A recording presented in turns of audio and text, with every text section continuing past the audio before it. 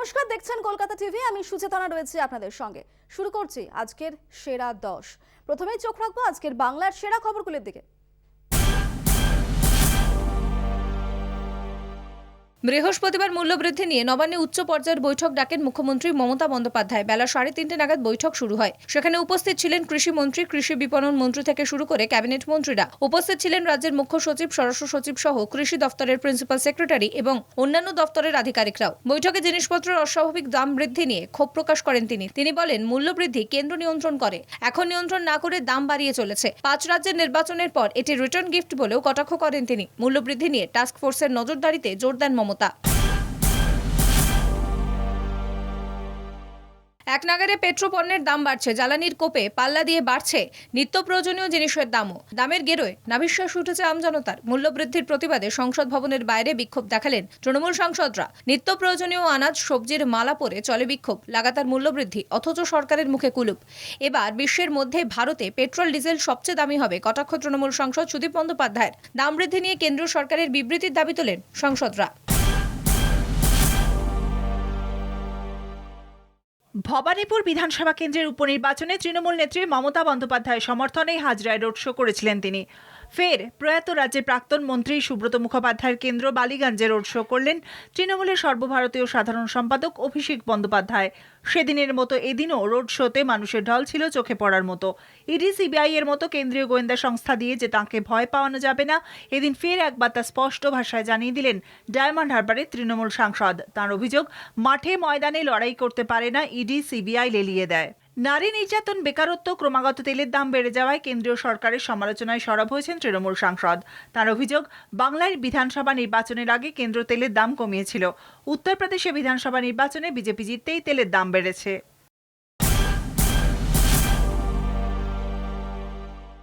রামপুরহাট হত্যালীলার তদন্তে নেমে 4 জনকে গ্রেফতার করল সিবিআই।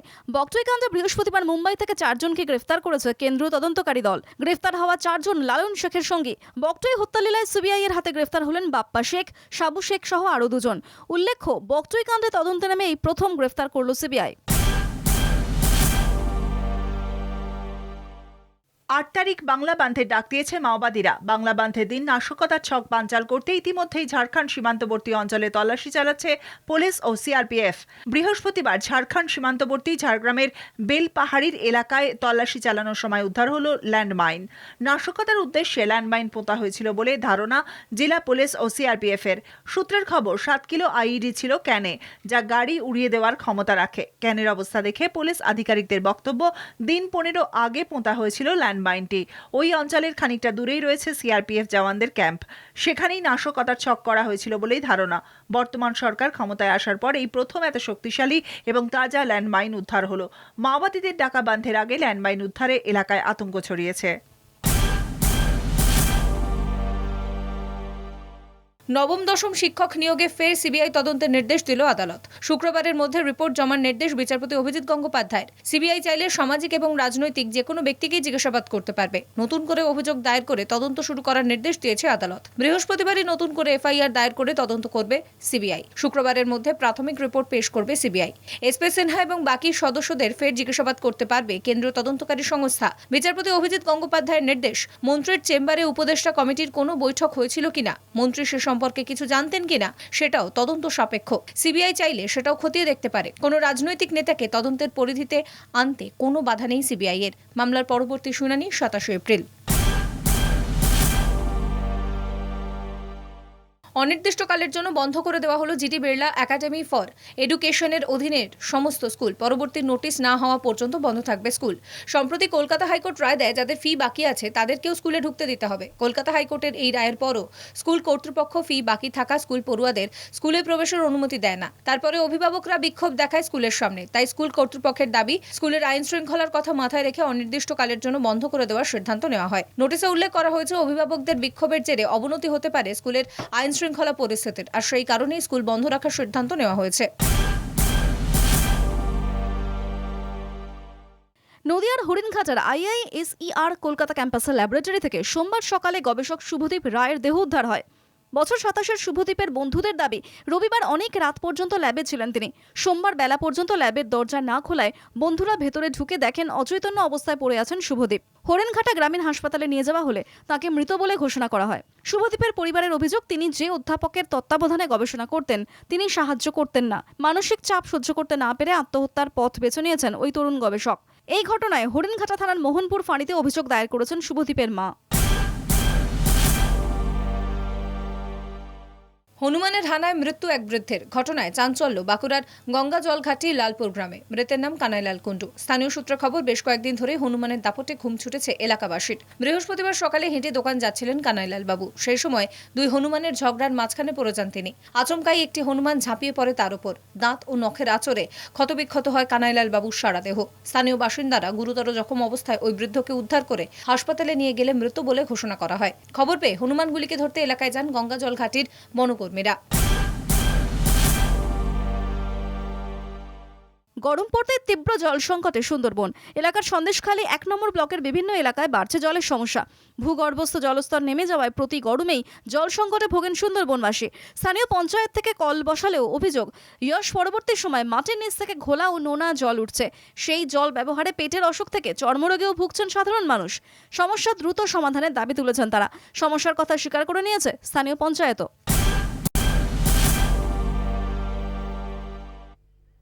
একটি উল্লেখযোগ্য খবরের দিকে এখন নজর রাখবো। মুখ্যমন্ত্রী মমতা বন্দ্যোপাধ্যায় রাজ্য ভবনে গিয়েছিলেন। আপনাদের আরও একবার জানিয়ে রাখি, মুখ্যমন্ত্রী মমতা বন্দ্যোপাধ্যায় রাজ্য ভবনে গিয়েছিলেন রাজ্যপালের সঙ্গে দেখা করতে।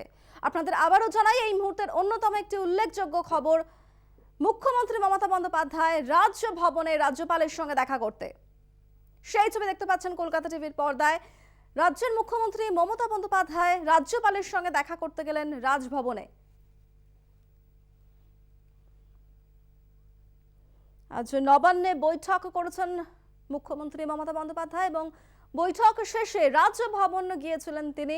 রাজভবনে গিয়ে রাজ্যপাল জগদীপ ধনখড়ের সঙ্গে দেখা করলেন মুখ্যমন্ত্রী মমতা বন্দ্যোপাধ্যায়। সেই ছবি দেখতে পাচ্ছেন। নবান্ন থেকে রাজভবনে গেলেন রাজ্যপালের সঙ্গে দেখা করতে। প্রায় ঘন্টা দেড়েক বৈঠক হয় রাজ্যপাল এবং মুখ্যমন্ত্রীর মধ্যে এবং ঘন্টা দেড়েক পর বৈঠক শেষে রাজভবন থেকে বেরিয়ে যান মুখ্যমন্ত্রী মমতা বন্দ্যোপাধ্যায়। সেই বৈঠকের ছবি দেখতে পাচ্ছেন কলকাতা টিভির পর্দায়। নবান্নে বৈঠক সেরে রাজভবনে গেলেন মুখ্যমন্ত্রী, দেখা করলেন রাজ্যপালের সঙ্গে। প্রায় ঘন্টা দেড়েক রাজভবনে ছিলেন মুখ্যমন্ত্রী এবং 1.5 ঘন্টা রাজ্যপালের সঙ্গে আলোচনা বা বৈঠকের পর রাজভবন থেকে বেরিয়ে গেছেন মুখ্যমন্ত্রী মমতা বন্দ্যোপাধ্যায়, এমনটাই জানতে পারা যাচ্ছে।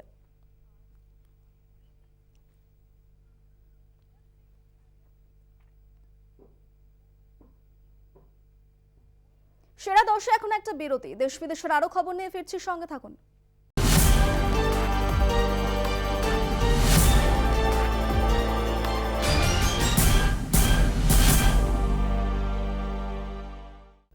ফিরে এলাম বিরতির পর। এখন চোখ রাখবো আজকের দেশের সেরা খবরগুলির দিকে। বিশ্ব স্বাস্থ্য দিবসে শুভেচ্ছা জানালেন প্রধানমন্ত্রী নরেন্দ্র মোদী। টুইটে তিনি লেখেন, বিশ্ব স্বাস্থ্য দিবসে শুভেচ্ছা। প্রত্যেকের সুস্বাস্থ্য ও সুস্থতা কামনা করছি। স্বাস্থ্য পরিষেবার সঙ্গে জড়িত সকলের প্রতি কৃতজ্ঞতা প্রকাশ করি। তাদের কঠোর পরিশ্রম আমাদের সুরক্ষিত রেখেছে। একই সঙ্গে সাধারণের স্বাস্থ্য সুরক্ষায় সরকার বলেও দাবি করেন প্রধানমন্ত্রী। তিনি বলেন, কম খরচে স্বাস্থ্য সুরক্ষার মান বজায় রাখতে দেশের স্বাস্থ্য পরিকাঠামো বাড়ানোর জন্য অক্লান্ত পরিশ্রম করছে সরকার। শুধু তাই নয়, চিকিৎসা সংক্রান্ত পড়াশোনার ক্ষেত্রেও গত 8 বছরে বিপ্লব এসেছে বলে দাবি করেন মোদী। তিনি বলেন, বহু নতুন মেডিকেল কলেজ তৈরি হওয়ার পাশাপাশি স্থানীয় ভাষাতেও চিকিৎসা শাস্ত্র পড়ানোর ব্যবস্থা করা হয়েছে। এতে ভাবী চিকিৎসকরা উপকৃত হবে বলে জানান তিনি। সংসদের অধিবেশন শুরুর আগে সাংসদদের উদ্দেশ্যে বার্তা দেন প্রধানমন্ত্রী। সুষ্ঠুভাবে সংসদ চালানোর কথা বলেন। নিজের দলের সাংসদদের নিয়মিত উপস্থিতির কথাও শোনা যায় তার মুখে, অথচ তিনি সংসদে অনিয়মিত। সেই তথ্যই সামনে চলে এলো। কংগ্রেস সাংসদ মনিকম ঠাকুর মোদীর উপস্থিতির রিপোর্ট কার্ড বের করে অভিযোগ তুলেছেন।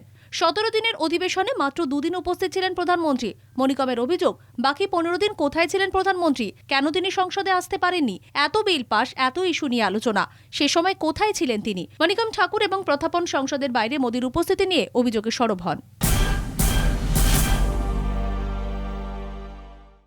গলায় আলু পেঁয়াজের মালা ঝুলিয়ে বিক্ষোভ তৃণমূল কংগ্রেস সাংসদের। বৃহস্পতিবার চলতি অধিবেশনের শেষ দিনে এমনই অভিনব কায়দায় বিক্ষোভ দেখালেন তৃণমূলের লোকসভা ও রাজ্যসভার সদস্যরা। লোকসভায় তৃণমূলের দলনেতা সুদীপ বন্দ্যোপাধ্যায় জানিয়েছেন, তারা বারবার পেট্রোল ডিজেল সহ নিত্য প্রয়োজনীয় জিনিসের দাম নিয়ে সংসদে আলোচনার দাবি জানালেও সেই দাবি মেনে নেওয়া হয়নি, তাই বিক্ষোভ দেখাতে বাধ্য হচ্ছেন তারা। इतना भाव कोई देश में अनडिस्प्यूटेड कोई वितर्क करने का स्थान भी नहीं है। इसका कारण क्या है, ये सुनने का भी कोई मौका नहीं है। एक सरकार का मंत्री आके कोई बयान भी नहीं देते हैं। इससे दुख की विषय संसदीय गणतांत्रिक प्रक्रिया में ये नहीं चलेगा। दादा चर्चा क्यों नहीं हो पाया? दादा डिस्कशन क्यों नहीं हो पाया? दादा लेकिन सरकार पर कुछ नहीं असर हो रहा है। दादा डिस्कशन क्यों नहीं हो पाया? नहीं हो पाया क्योंकि उत्तर प्रदेश का चुनाव का पहले भाव नहीं बढ़ा।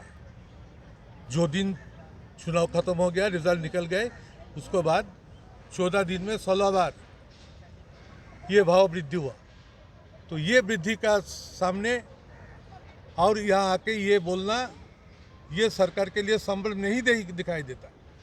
तो कारण तो बोलना चाहिए कि इतना स्पीड में क्यों बढ़ते हैं।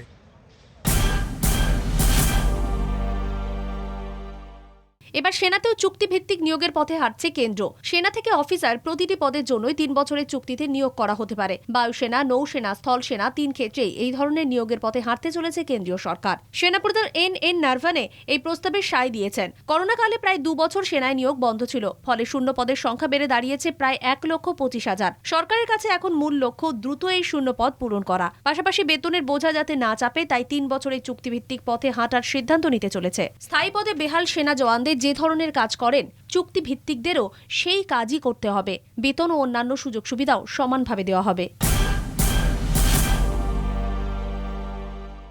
চীনের নজরে ভারতের বিদ্যুৎ কেন্দ্র। এবার লাদাখের পাওয়ার গ্রিড হ্যাক করতে চাইছে চীনা হ্যাকাররা। বেসরকারি গোয়েন্দা সংস্থার রিপোর্টে উঠে এলো এমনই চাঞ্চল্যকর তথ্য। রিপোর্ট বলছে, চীনের সরকারি হ্যাকাররা এই কাজ করার চেষ্টা চালাচ্ছে, পাওয়ার গ্রিডের পরিকাঠামোগত তথ্য নেওয়ার চেষ্টা চালাচ্ছে।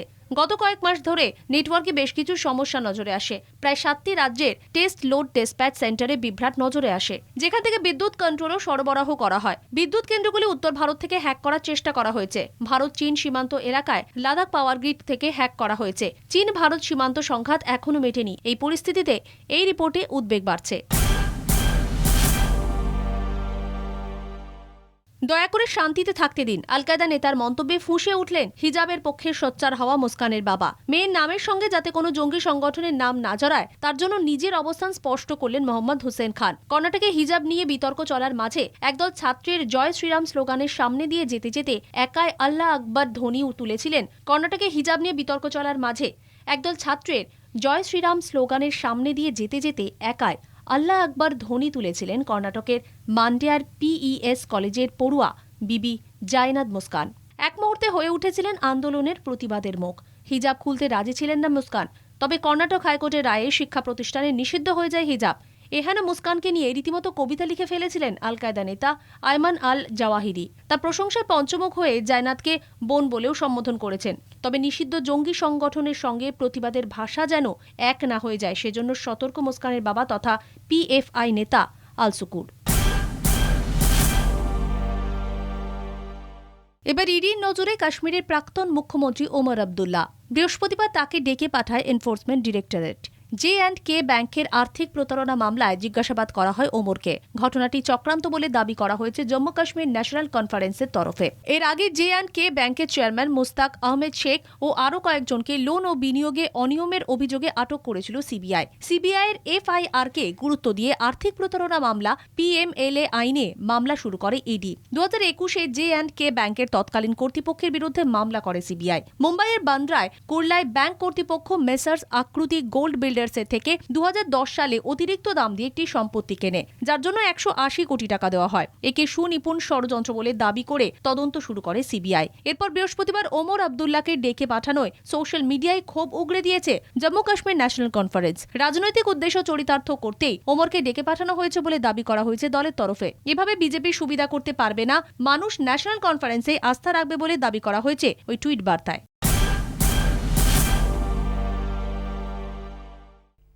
সেরা 10-এ এখন একটা বিরতি, সঙ্গে থাকুন।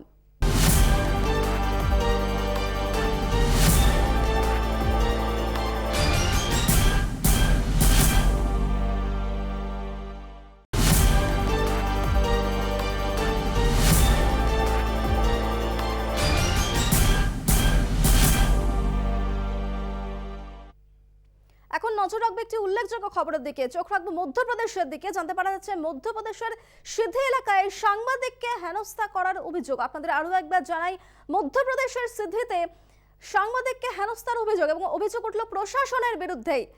মধ্যপ্রদেশের সিধি এলাকায় সাংবাদিককে হেনস্থা করার অভিযোগ প্রশাসনের বিরুদ্ধে। খবর করতে গিয়েছিলেন এক সাংবাদিক এবং তার জেরেই প্রশাসনের কাছে হেনস্থা হতে হলো সাংবাদিককে, এমনটাই জানতে পারা যাচ্ছে।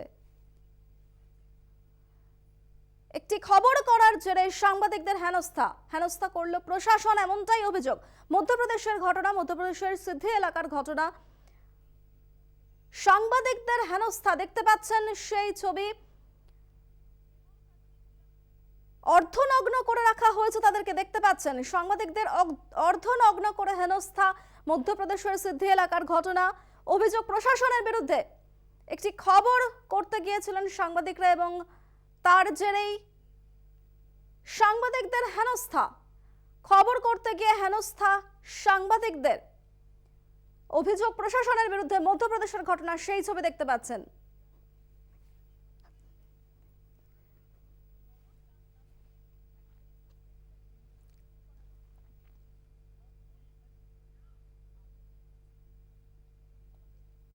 ফিরে এলাম বিরতির পর। এখন নজর রাখবো আজকের বিদেশের সেরা খবরগুলির দিকে।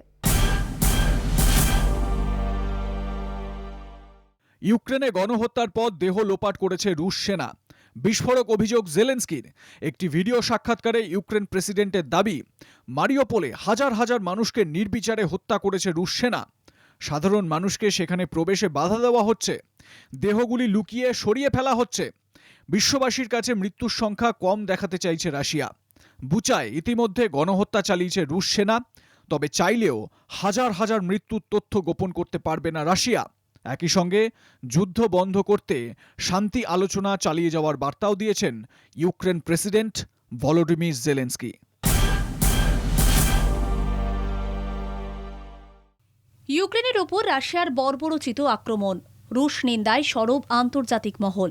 একে একে বিভিন্ন ক্ষেত্রে কোণঠাসা হয়েছে পুতিনের দেশ। রাশিয়ার ওপর আর্থিক নিষেধাজ্ঞা জারি করেছে আমেরিকা ও ইউরোপের দেশগুলি। বন্ধ হয়েছে অপরিশোধিত তেল আমদানিও। তবু কোনো কিছুতেই দমেনি রাশিয়া। এরই মধ্যে প্রকাশ্যে এসেছে বুচার নারকীয় গণহত্যা। পশ্চিমের সমস্ত দেশকে পাশে পেয়েছে ইউক্রেন। অন্যদিকে রাশিয়ার বিরুদ্ধে খড়গহস্ত ন্যাটো, G7, EU। তবু গোটা পরিস্থিতিতে নিরপেক্ষ থেকেছে ভারত। এমনকি রাশিয়ার অপরিশোধিত তেল আমদানিও বন্ধ করেনি ভারত। শুধু তেলই নয়, সামরিক অস্ত্র আমদানির ক্ষেত্রেও রাশিয়ার ওপরই ভরসা রেখেছে ভারত। কোয়াড বৈঠকে আমেরিকা, জাপান, অস্ট্রেলিয়া রাশিয়ার বিরুদ্ধে সরব হলেও সেখানেও রাশিয়ার বিরুদ্ধে কোনো মন্তব্য করেনি ভারত। রাশিয়ার পক্ষ নেওয়াতেই এবার মার্কিন সহ পশ্চিমী দেশগুলির কোপে পড়তে চলেছে ভারত। লাদাখে ভারত চীন সীমান্ত সংঘাত পরিস্থিতিতে ভারতের পাশে থেকেছে আমেরিকা। তবে এক্ষেত্রে ভারতের ভূমিকা হতাশাজনক বলে ক্ষোভ প্রকাশ আমেরিকার। পঞ্চম দফায় শান্তি বৈঠকে সেনা প্রত্যাহারের প্রতিশ্রুতি দিয়েছিল রাশিয়া। সেই মতো কিভ এবং চেরনিহিভ থেকে সেনা প্রত্যাহার করেছে মস্কো। প্রায় 24,000 সেনা বেলারুশে পাড়ি দিয়েছে বলে দাবি পেন্টাগনের। তবে ফের হামলার আশঙ্কাও উড়িয়ে দিচ্ছে না মার্কিন প্রতিরক্ষা দপ্তর। ইউক্রেনের রাজধানী কিভ এবং উত্তরের শহর চেরনিহিভ থেকে সেনা সরিয়ে নিয়েছে মস্কো, এমনই দাবি করেছেন পেন্টাগনের মুখপাত্র জন কির্বি। আগেই রাশিয়া জানিয়েছিল ইউক্রেনে প্রাথমিক লক্ষ্য পূরণের পর এবার ডনবাসের দিকে নজর দেওয়া হবে। জন কির্বি জানান, কিভ এবং চেরনিহিভের আশপাশের এলাকায় আর রুশ বাহিনীর থাকার চিহ্ন দেখতে পাচ্ছে না আমেরিকা। এমনকি রুশ বাহিনী খার্কিভের দখল নিতেও অসফল হয়েছে। বুচা হত্যাকাণ্ডের পর রাষ্ট্রপুঞ্জে সরব মার্কিন যুক্তরাষ্ট্র সহ পশ্চিমী দেশগুলি। রাষ্ট্রপুঞ্জের মানবাধিকার কমিশন থেকে রাশিয়াকে বহিষ্কার করতে হবে প্রস্তাব পেশ করল আমেরিকা। শুরু ভোটাভুটির প্রস্তুতি। দেশগুলিকে ভোট দেওয়া থেকে বিরত থাকার আর্জি রাশিয়ার। বিরুদ্ধাচরণ করলে প্রভাব পড়বে দ্বিপাক্ষিক সম্পর্কে, হুঁশিয়ারি মস্কোর। গোটা ইউক্রেন জুড়ে হত্যালীলা চালাচ্ছে পুতিনের সেনা। মানবাধিকার বিপন্ন সেখানে লঙ্ঘন করা হচ্ছে মানবাধিকার আইন। আন্তর্জাতিক মানবাধিকার আইন ভঙ্গ করেছে পুতিনের প্রশাসন। তাই রাষ্ট্রপুঞ্জের মানবাধিকার কমিশন থেকে রাশিয়াকে বহিষ্কারের দাবি করা হচ্ছে। তবে এই রাশিয়াকে সরাতে প্রয়োজন 2/3 সংখ্যাগরিষ্ঠতার। যদি কোনো দেশ অনুপস্থিত থাকে সেক্ষেত্রে ভোট ধরা হবে না। বুচা ও বরডিয়াঙ্কা হত্যাকাণ্ডের পর রাষ্ট্রপুঞ্জে হতাশা প্রকাশ করেছিলেন ইউক্রেন প্রেসিডেন্ট জেলেনস্কি। তিনি বলেছিলেন, বারবার আর্জি করার পরেও রাষ্ট্রপুঞ্জ কোনো পদক্ষেপ করছে না, আর রুশ বাহিনী নিজেদের স্বার্থসিদ্ধির জন্য সাধারণ মানুষকে হত্যা করছে। শ্রীলঙ্কায় অস্থিরতা অব্যাহত। জরুরি অবস্থা প্রত্যাহার করে নিলেও শান্ত হয়নি ভারতের প্রতিবেশী দেশ। এবার প্রতিবাদে নামলেন পড়ুয়া এবং ডাক্তাররা। কলম্বোয় স্বাস্থ্যমন্ত্রক দখল করে নিয়েছেন বিক্ষোভকারীরা। চিকিৎসক, নার্স, স্বাস্থ্যকর্মীরা পথে নেমে প্রতিবাদ দেখাচ্ছেন। ফের উত্তাল হয়ে উঠেছে শ্রীলঙ্কার পরিস্থিতি। দেশের আর্থিক অবস্থা তলানিতে। অর্থনৈতিক মন্দা থাবা বসিয়েছে স্বাভাবিক জনজীবনেও। ওষুধের অমিল, চিকিৎসা পরিষেবার হাল বেশ খারাপ। এই অবস্থায় সরকারের বিরুদ্ধে গর্জে উঠেছেন স্বাস্থ্য পরিষেবার সঙ্গে যুক্ত কর্মীরা। সেরা 10 আপাতত এই পর্যন্তই। দেখতে থাকুন কলকাতা টিভি, রাত দিন 7 দিন।